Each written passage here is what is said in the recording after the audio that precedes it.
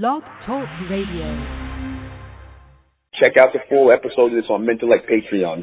Three men I have up in the thumbnail: the Honorable Elijah Muhammad, the most magnificent, I'll say the most magnificent, Berry Gordy, and Mr. John and John H. Johnson. The Honorable Elijah Muhammad, of course, was the leader of the Nation of Islam. Right? Before Minister Farrakhan and everybody else and all these other guys start calling themselves leaders of the Nations of Islam, they started. But the Honorable Elijah Muhammad, leader of the Nation of Islam, John H. Johnson, the founder of Ebony and Jet Publications, Johnson Publications, and Berry Gordy, the founder of Motown Record Corporation. Right? All independent businessmen, all independent bronze so-called businessmen, right? Who were successful. I'll say it again, they were successful in their enterprise and their real work that they did, which was about more than just making money. It was about raising the minds of our people.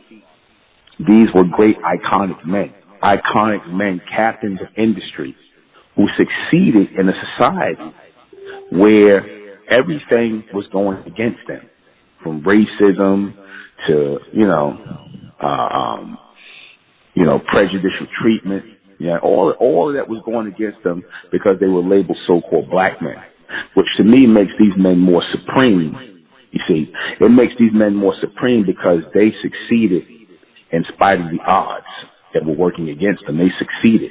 See, that's the makings of a successful person. Because that's the makings of a successful person.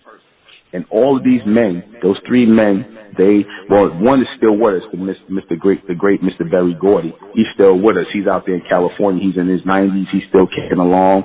The man's still a wealthy man, right? And like I said, I had a great life. Like he had a great life. Built an independent monster of a record company, right?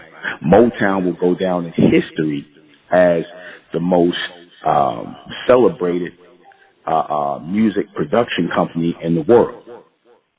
I know nobody listen. Nobody can't know about no RCA or Warner Brothers. Oh yeah, they were bigger than Berry Gordy. Of course, they were bigger companies, ABC. But where they at now? Even though Motown is not around anymore, Berry Gordy sold the label in I want to say 1985, something like that, for $61 million. He cut his losses. I guess he felt he made his money. I guess he sold some of his publishing. He had a whole lot of publishing.